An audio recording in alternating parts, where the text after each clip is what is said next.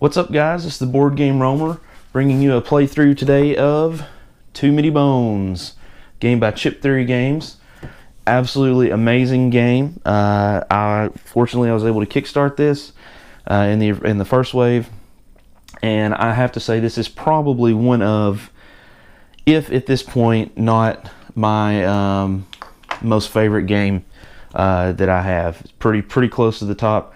At this point, I can't think of anybody I've introduced this to that has not just absolutely raved about it. It is very different. Chip Theory Games is also known for their other titles, the Hoplomachus series, which is amazing. I have all their Hoplomachus stuff as well. But this game is just absolutely amazing.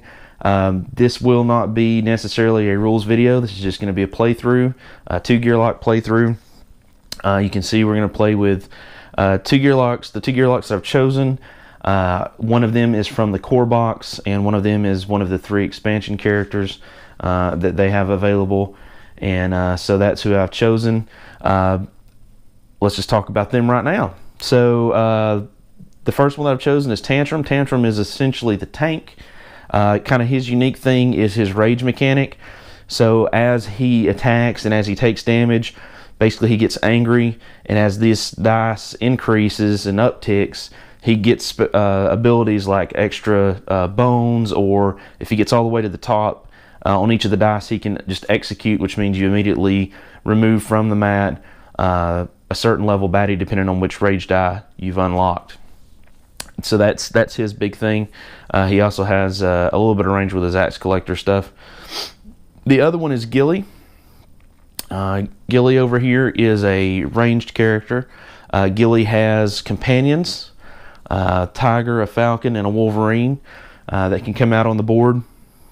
The other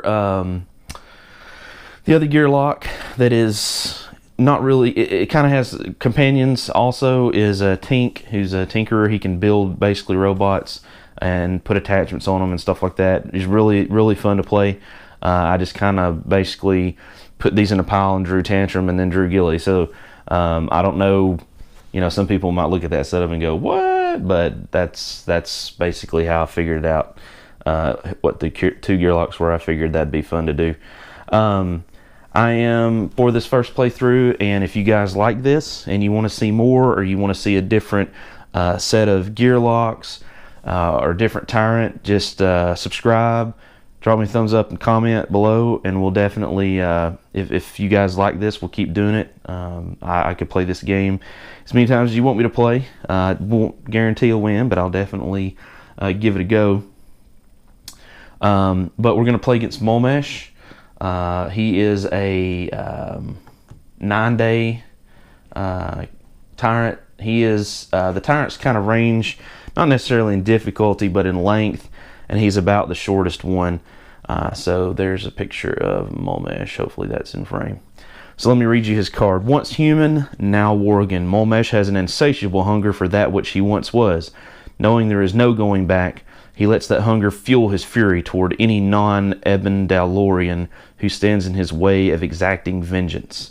So he's not a happy camper. That's basically what that means. So like I said, this is not going to be a rules video, but I will try to explain some things as I go along, kind of tell you what I'm doing. The first thing with Too Many Bones is you pick your tyrant, but then you also pick your difficulty level. And the difficulty level really just has to do with how you initiate your Gearlocs and what they come with initially. So what I've done is I'm going with Greenhorn. This game is very hard. Okay, this game is not you don't want to introduce people to board gaming through this, because, and especially not use like the Greenhorn difficulty, because they will be like, wow, I never want to play a board game again because we always lose.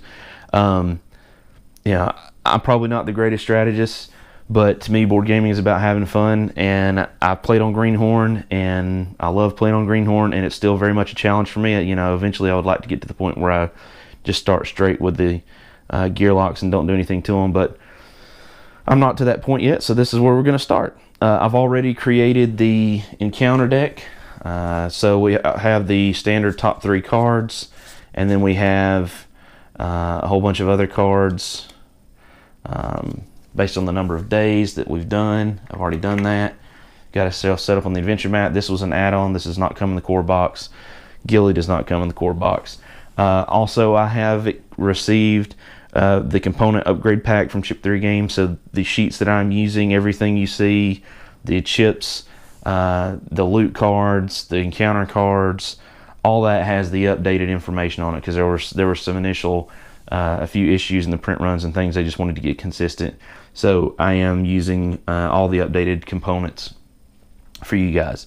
So I'll just tell you what I took. When you choose the difficulty of Greenhorn, there's too many bones, which is that difficulty is you don't get anything other than what they normally start out with. Then there's kind of a middle level, and the Greenhorn is basically the easy, I guess you would say the easiest level, if you could call it easy. You get 2 health and a ability. One of your skill dice. I chose on Tantrum, I chose like a worm, which basically is poison armor.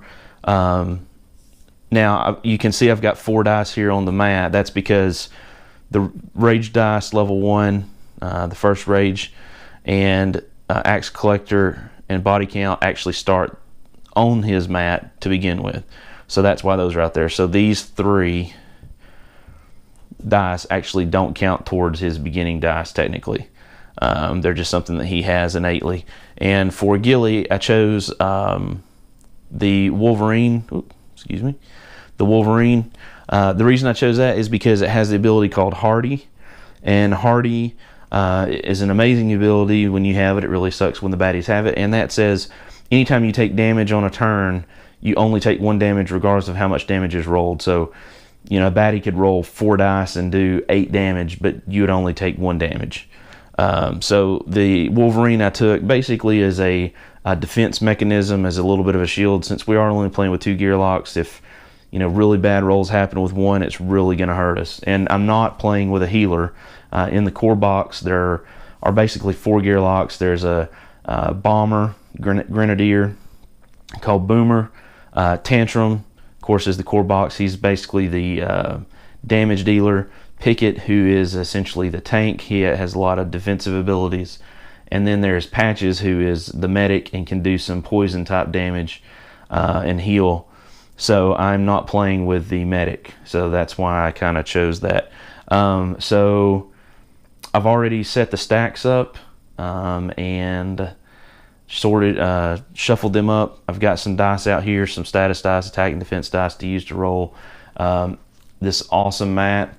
If you see on the side, these actually snap, and this will lay flat in a box, which is awesome. I love this dice tray.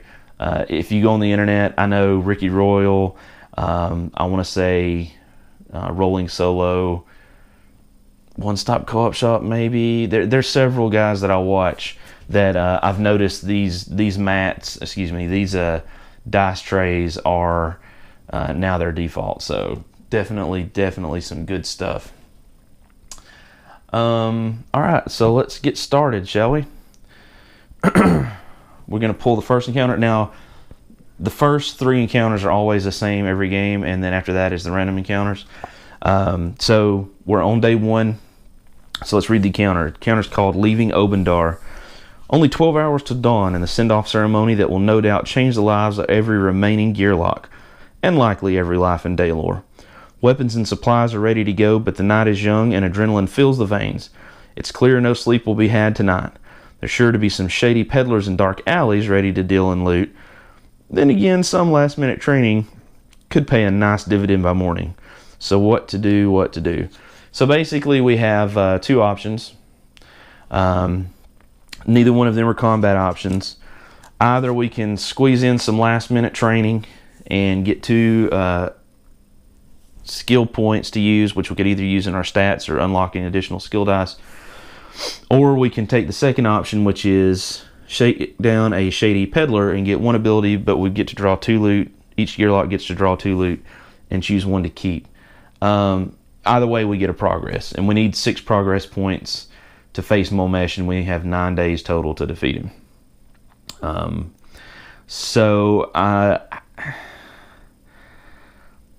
I'm going to go with the ability points. I know a lot of people, especially since I don't have a healer, maybe would think, well, maybe the Lute card would be better. But I don't know, the Lute card could be pretty good. Gosh. All right, I'm going to kind of go out of my comfort zone. I'm actually going to go with the second option. Hopefully I won't regret this. So the second option is 1 ability point and draw 2 Lute cards and keep 1. So let's start with Tantrum. So with Tantrum, given the fact that I don't really have a healer, even though he is primarily geared towards damage dealing, I feel like probably some defensive stats to just help mitigate a little bit of the damage, make him last maybe even 1 turn longer, may be quite helpful. So I think with him, I'm going to use his 1 skill point to add a point in defense. Now, Ghillie and Tantrum both, if you'll notice, have a default 0 defense. If I wanted to add to his attack, I would actually have to roll dice. If it's health or dexterity, it automatically happens. I don't have to do anything, but I have to roll some attack and defense dice, and if it comes to that, I'll tell you how that works in order to skill up those if I choose to. So that's that. So the next thing is we're going to draw 2 Lute cards. Now, there are 2 types of Lute cards. There is regular Lute, and actually, I'll just go ahead and draw the second set over here for Ghillie while I'm at it. And then there's Trove Lute. The Trove Lute has these locks down here, and actually there's at the end of each day there's essentially a mini game using a very special set of dice, which are these dice right here, to roll and attempt to unlock their Trove Lute, and that can be done over a course of a number of days, or each Gearloc gets a chance, and they can either try their own or somebody else's. So really cool. If we get Trove Lute, we'll definitely see that. But for now, we get normal, regular Lute. So we're going to go with this stack right here. Wow. Okay, well, we get 2 of the same thing. Fortunate discoveries. So I think, man, honestly, that really kind of, fortunate discoveries don't do as much for these guys. So for now, Tantrum will keep 1 of those, obviously. And then we'll discard the other one. Let's see here, where can I put it? So I'm going to put them, can I do that sideways? No. Alright, I'll put them over here. So that's his Ghillie. So I think for Ghillie, I think Ghillie, his ability point, I'm going to put in, I'm going to try attack first, just because I'm definitely going to need, plenty of firepower since I only have 2. So the way this works is I already have an extra dex. The reason I said potentially with these pets, depending on what die face you land on, in some cases the die face doesn't require a dexterity to spend every turn to keep them out and basically maintain them, and some of them do.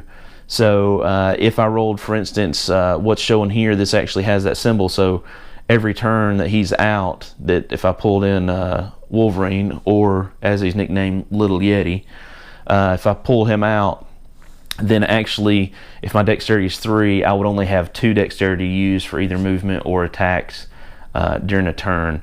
So that is definitely something to consider. But if I don't have him out, or maybe he gets killed, or he doesn't roll well, or I need to use him for a bone, maybe, I don't know though.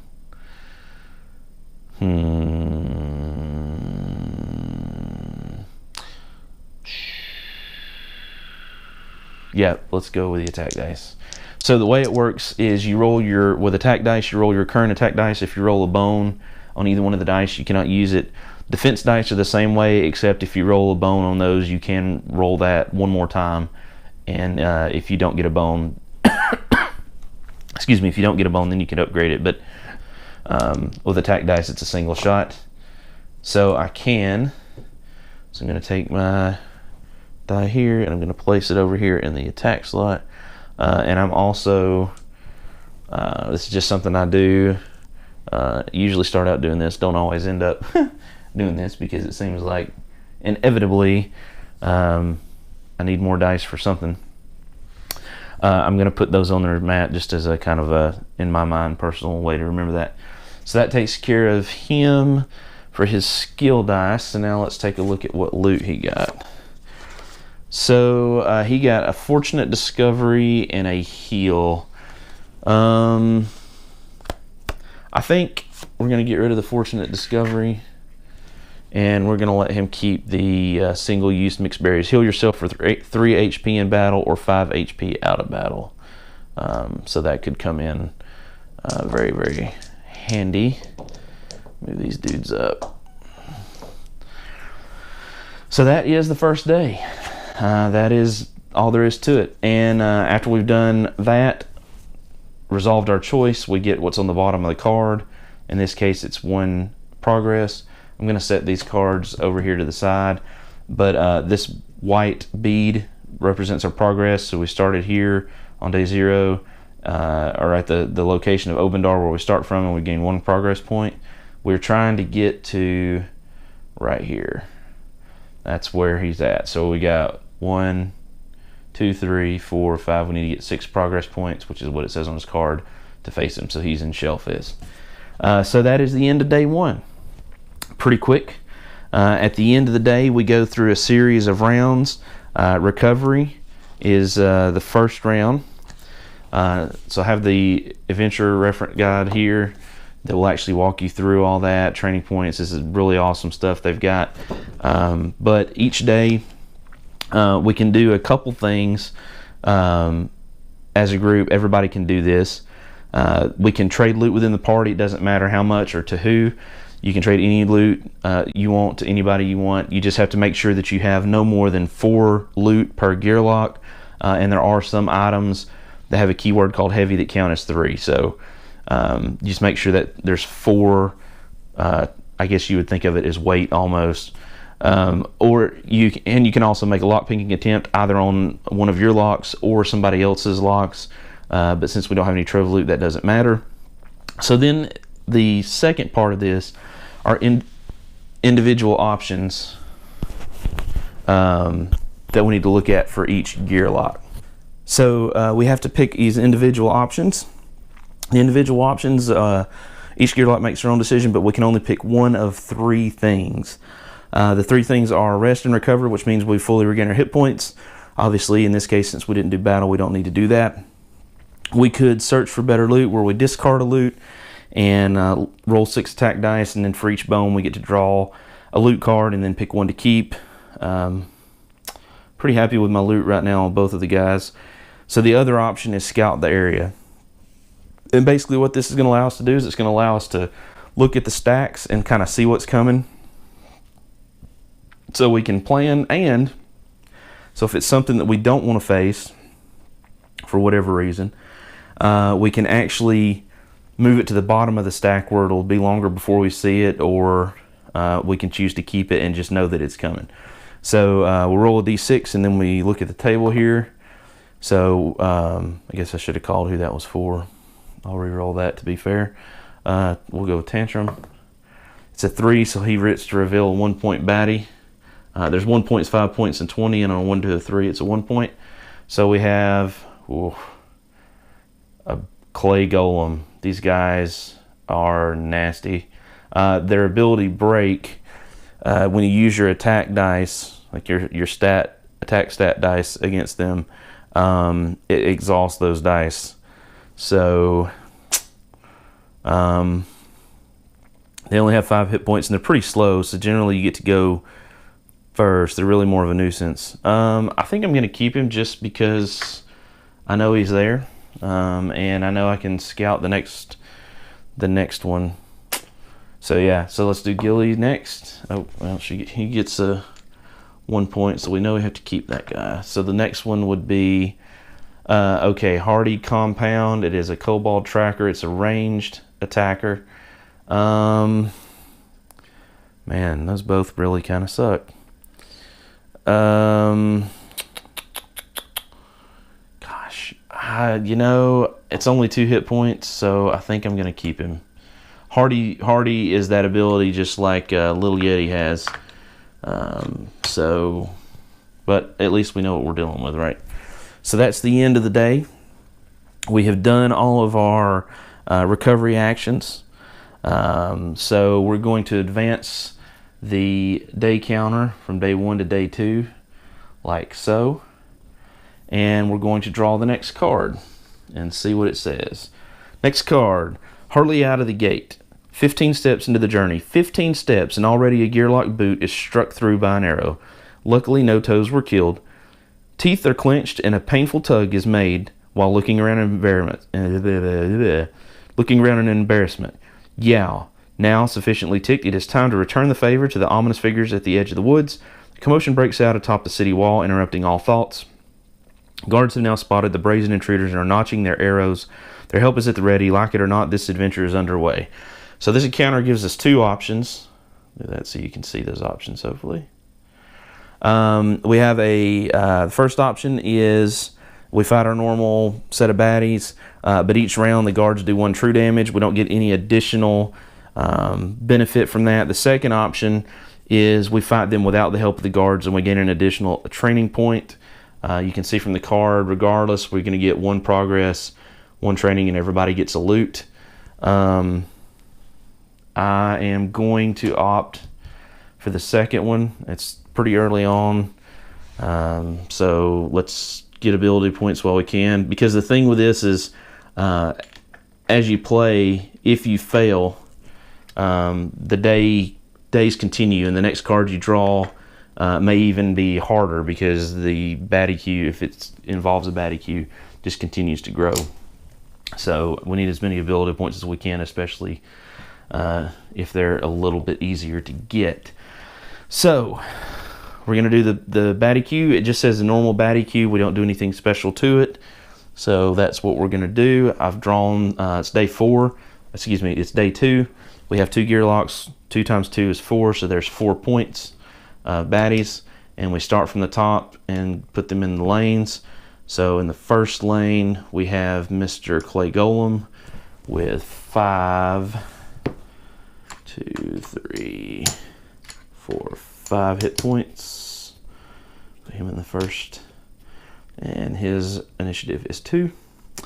Then we have the Kobold Tracker with 2. Position 2, ranged, with an initiative of 6. So he's probably going to get to go first, most likely. And now we're to the point where we have not seen any of these. The first one is a Dragon Hatchling.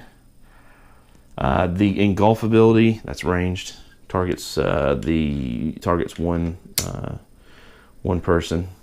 The Engulf ability says whenever it attacks anybody in an orthogonal direction, which is considered adjacent, is hit with whatever the damage is. So we don't want to be sitting together, although that is a tactic to utilize that to our advantage, in that if we're standing right in front of him and he hits us, he takes damage too. Or we could strategically place ourselves by something to also do damage. So there is that. And the last one is Bogpole. Oops. Bogpole. 3 hit points. And it is ranged. It does not have an attack stat, but it does poison 1, which is a status effect, and it targets 2 Gearlocs. So in this case, until we kill it, every turn we're both going to get poison, which is not good. It has an initiative of 3. So we have probably 2 of these guys going before we get to act, but let's see what happens. So I've got our initiative dice here. So let's roll them and see what we get. Oh, wow. Okay, we both got a 3. So we need to determine what order we want to go in. I think I'm gonna do the ranged. Use Ghillie first. That way, if Little Yeti's out, we can utilize him, and then maybe use Tantrum for some mop up duties. So that is the initiative order, and we're going to start with round 1. And all right, let's do this thing. We'll probably finish this, and that will be it for this episode. But we'll see. Okay, so first things first. Purple goes, and that is the Kobold Tracker. Its ability, you'll notice on its chip it has an X for its attack, but it has the ability called Compound. What that is the number of attack dice it rolls are based on the round that you're in. So since we're in the first round, it will only roll, put this up here, it will only roll a single attack die. So let's roll it and see what happens. It's a 1 and it targets the weakest. Currently we both have the same amount of hit points. Oh, I'm sorry, I forgot to do something.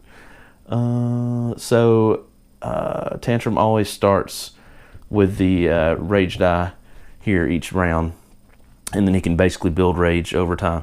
So I think of the first point, oh gosh, I didn't even put these guys out. I'm going to put Tantrum here. The idea being that I kind of want him to move here so that maybe he'll be attacked by the Dragon Hatchling, and if I'm here, then that means the Golem is going to take damage, and it's not going to count. I'm not going to have to exhaust any dice to do that. And Ghillie, I always just kind of put as far away as possible because he's ranged, he can hit anywhere on the board. All right, so the first attack we rolled was for the Kobold Tracker. Say it hits Tantrum for 1. So the way Tantrum's rage mechanic works is for each point of damage, he increases his rage by 0.2. So that's going to put it up to 1.2.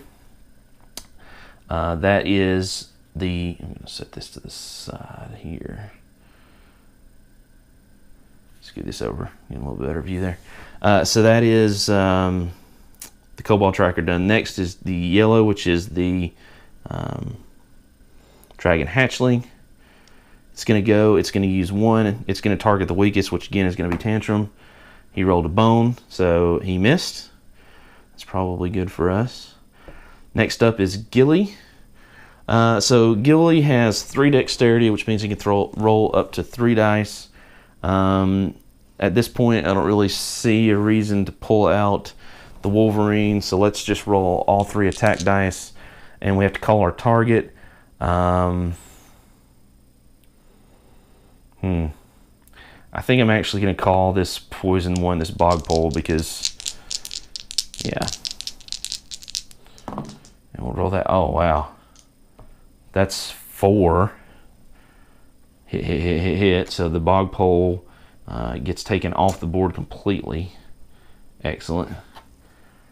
And let's put this over here. So that's going to come off. We're going to put him. I've got a stack over here of defeated baddies. We'll put him over there. Put our health chips back in our little stack. And that position, because there are no more baddies in the baddie queue, that comes out of the initiative order. So next up is Tantrum. So with Tantrum, I'm going to use 1 dex to move up.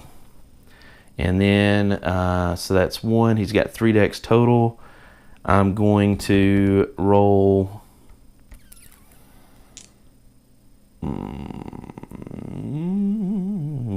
I think I'm going to roll 1 attack and 1 defense against the Dragon Hatchling. Oh, sweet. So that's 2 defense. Now, anytime Tantrum makes an attack on his turn, regardless of the amount of damage, it increases the rage counter by 1, so he goes to 1.4. The Dragon Hatchling takes 1 point of damage. Nice. And that is Tantrum's turn. Next is the Clay Golem. He is melee. He attacks whoever's closest. In this case, it's Tantrum because he's right beside him. He will attack him. He does 1 damage, but because Tantrum has defense, that clocks down to 1. Now, Tantrum's rage mechanic, he has to actually lose HP and not buff HP in order for this counter to go up. So because he had a defense, he's not going to go up. And that quickly is the end of round 1. So we'll go to round 2. So again, starting at the top, we've got the Kobold Tracker, but since it's round 2 now, he rolls 2 dice. So this is definitely going to be something we're going to have to, yikes. And he targets the weakest, which in this case again is Tantrum. Tantrum blocks 1 with his defense, but takes another one. And because he took 1, his rage skill goes up. This is going to be good. You'll see why in a second. All right, and then next up is the Dragon Hatchling. Ranged, attacks the weakest, which is again Tantrum. He's going to roll 1 attack dice, and wow, that's twice he's missed. All right, Ghillie. So in this case, what I'm going to do with Ghillie, he's got 3 decks. I'm going to roll 2 attack dice, and I'm going to go ahead and roll his companion in case Tantrum gets knocked out. I don't want to attack the Dragon Hatchling quite yet, but the Kobold Tracker is definitely going to become an issue, and I can hit him with him. So, all right, so we have a bone. So we're going to put that in our backup plan. Then we have 1 damage, which is going to happen to him. Now, if we'd have rolled a 2 here, he would have still taken 1 because of that hardy ability. So that's why he only took 1. So that's resolved. And then I get to put out, if I wish, my Wolverine, which I think I will. I might as well while I've got a chance. Now, when I deploy the Wolverine, I can put him in any adjacent or diagonal square from Ghillie. So I'm actually going to put him right here. And so in round 3, if he's still alive, he will go before Ghillie, and then Ghillie will take his turn. And I just realized it wouldn't have mattered. Before we start a battle, Ghillie's innate ability says that he can scout any stack he wants, any active stack. So the chips that we're going to draw from for the baddies, he can look at those, any of them, and move that baddie to the bottom if he so chooses. Basically, it's a free scout action, except he doesn't have to roll to see which stack he picks. He just picks a stack. But I would have picked 1 and I would have kept it. So in this case, it actually didn't make a difference, but I definitely need to remember that because later on it may very much make a difference. Okay, so he deployed that. That's cool. Next, we have Tantrum, who is going to... Tantrum, who is going to...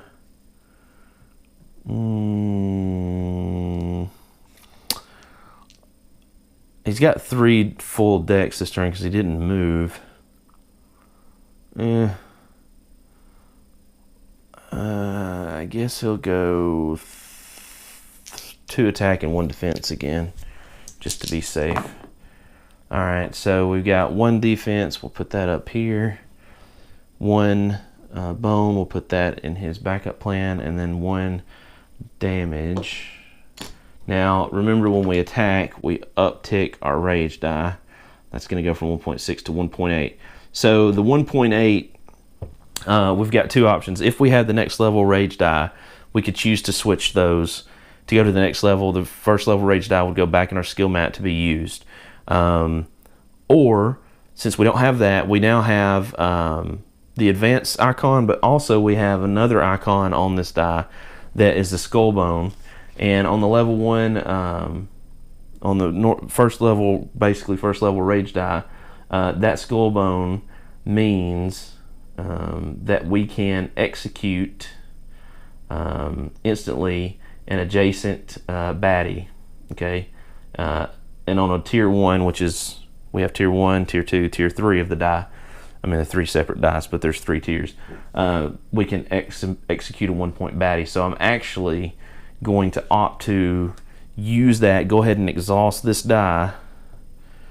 So I put it over here. It's exhausted. I can't use it anymore this battle to execute this golem. Now, because this is a skill dice and not an attack dice, the break skill does not have any effect. So it's basically a easy kill. The golem gets him off the board, and I don't have to worry about that break ability now, which is always a plus. And that is the blue. So the blue comes out of the initiative track, and that is the end of the turn. The round. We're going to go into round number 3 next. So our Kobold Tracker goes first, being that it's round 3. And now you can see, earlier I said that starts to get kind of messy. He's going to use 3 dice. Now, this is one of the reasons why I put the Wolverine out. He targets the weakest character on the board. Your companions, in this case of Ghillie, Lil Yeti, the Wolverine, or in the case of Tink, any of his spider bots that he builds and puts out, those are all count on the board. And when you're looking at a baddie to see, okay, who's he going to attack? If it says attacks the weakest, you're looking for what has the least hit points.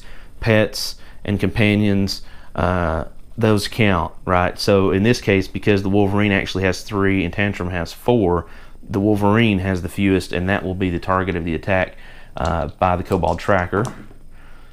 So the Kobold Tracker rolls a miss, a bone, a 2, and a 1. But remember, the Wolverine has the hardy ability, which means he will only take 1 damage, even though the Kobold Tracker rolled 3. And that is actually, that's basically why I chose that particular companion. He does some damaging, soaks up a lot of damage. Next up is the Dragon Hatchling with Engulf. Again, it's going to target the Wolverine, and it's actually finally going to hit. That's a first. But again, it only does, of course, it rolled 1 damage, so it only does 1 damage. Next is Ghillie. So before Ghillie goes, the Wolverine gets to go. So it can do a movement up to 2 using the normal movement rules, which means it can't move diagonal. It has to use move orthogonal and do damage. So it's going to move up 1, and then it's going to do its automatic damage, which is 1 to the Kobold Tracker, which is going to defeat the tracker. No more health left, so we put him in the defeated baddies pile. Boom. He comes off of the board. Now Ghillie gets his turn, and he's going to roll his 3 attack dice at the only remaining baddie on the board. And wow, he does 4, which is more than enough to slay the Dragon Hatchling, and we have slain all the baddies on the battle mat, which means we are successful. So at the end of combat, all of your skill dice that you used will go back on your mat to be used in the future. So we'll put those there. All your backup plan dice go away. Anything in your active slots go away. Anything in your lock slot stay. You do not automatically get your hit points. Remember, you move your existing character with their existing hit points back to their mat. And I'm going to put their initiative die on here, like so. Take this off. Do a little board cleanup here. Up there. Reset this back to 1 so it'll be ready for the next time. Put these over here. Move that out of the way. Okay, so that's the end of that. So once we're done with the battle, the first thing we do is we resolve this card from top to bottom. What that means is, in this case, we're going to get 2 training points. Everybody gets a loot, and that's 1 progress for the day. So I'm going to move my progress beat up by 1. I'm going to draw a Lute. That will be Ghillie's. This will be Tantrum, so let's see what they get. Okay, well, all right, this is good. So Ghillie gets a Tawaran gem. It says merchants will offer you a Trove Loot chest in exchange for this. Draw Trove Loot during your recovery phase. This does not take the place of your recovery phase options. So basically, I can turn this in kind of like I could with a Fortune Discovery immediately, and I could get a Trove Loot. So, I mean, well, we're technically not in the recovery phase. Well, we're technically not in the recovery phase yet. So they're going to get those. We know what they are. So I guess technically I should just put them over here with him. And we have a gadget arm for Tantrum. It says it's a 2 uses. If a training attempt fails, you may make another attempt. So if we decide we want to train something up like attack or defense, and it fails, then we can exhaust that up to twice to basically do a reroll and hopefully get that. And next is the 2 training points. Right. So I think the first thing I'm going to do, we'll start with Ghillie. I think the first thing I'm going to do is give him a defense, again, just in case. And I think I'm also going to, and I don't have to roll because, remember, I don't have one already in there. I'm also going to give him 1 more dex. That way, if I pull out this Wolverine, I can still roll 3 attack dice instead of 2. So that'll be his 2. Tantrum, I think I'm going to do the 2nd level rage die, and then I'm going to choose, is it number 7? Yeah, I'm going to choose number 7. So this number 7 die, it can give me, I mean, it's got a bone, it's got a collector, axe collector for 1, so I can uptick my axe collector if I want to, but it has actually a hardy side. And so what this hardy is it's a counter. While hardy is active, any turn your HP takes damage, including true damage, total is reduced to 1. Reduce the hardy side by 1 at the start of your turn. So for 1, or potentially on a 1 in 6 chance, 2 turns, I will have hardy on him. So this may be a good way to soak up some damage if maybe I can't get this guy out, or maybe he's taking too much or something like that. So that is my 2 training points. We've already did our loot. I'm going to go ahead and we're now in the recovery phase. So what I'm going to do, I can turn this in on Ghillie. It says draw Trove Loot during recovery phase. So we are in the recovery phase, and it doesn't say whether it has to be the beginning or the end. We can do it at any point in time. So I'm going to turn that in. I'm going to grab a Trove Loot for him, set that over there. For Tantrum, select one of your consumables, going to place it in its spot on your mat. It is now available for use. I'm also going to use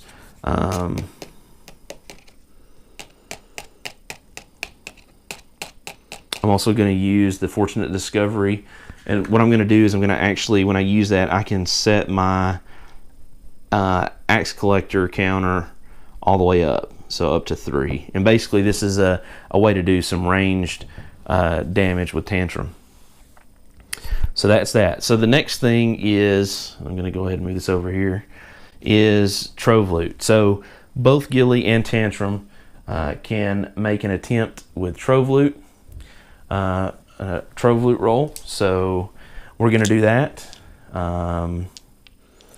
But we're actually going to do that in the next episode.